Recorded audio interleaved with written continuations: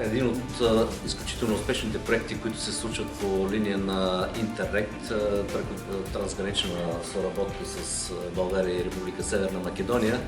Искрени благодарности за градоначалника на община Берово, господин Звонко Пекливски, с който завършваме пореден успешен проект по линия на европейското финансиране за два изключително значими проекти за двете общини, община Берово и община Струмяни, а именно корекциите на двете реки, река Брегалница и река Цапаревска, които създадаха условия за облагородяване на градската среда, за създаване на зони за рекреация и, разбира се, изпълняване на най-важния критерий по линия на този проект. Това е предотвратяване и изпълнение на мерки от поплави и от неблагоприятни природни бедствия.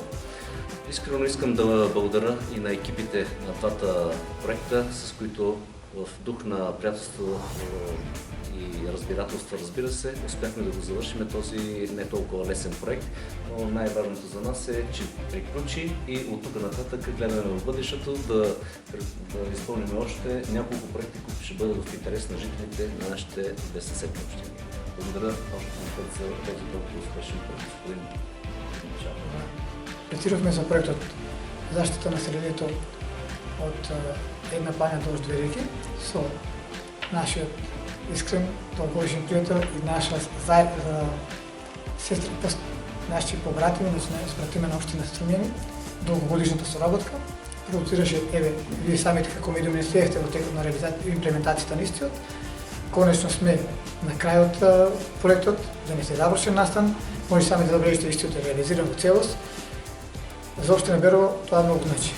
Нашиот причина, првата причина бидејќи станува збор за проект кој подолго време беше утврден како приоритет од страна на населението при средните и јавните собори кои организирахме форумите на заедници, а секако и особено од аспект на уредувањето на просторот, со што општината добива поинаков урбан лик, дел од градот кој подолго време не беше урбан уреден и мислам дека на задоволство на граѓаните конечно е реализиран проектот со силна поддршка од средства од прекограничната соработка.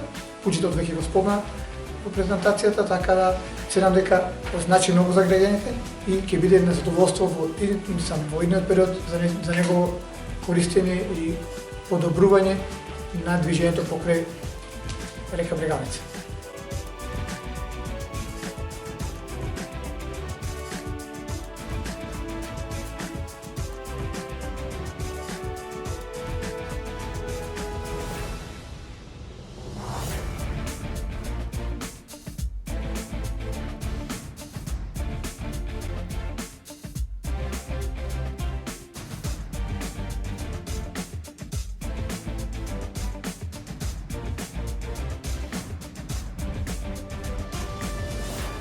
Кео се направи, може да се погледне, да се види, личи многу убаво и нема беше повеќе коментар за тоа да кажем.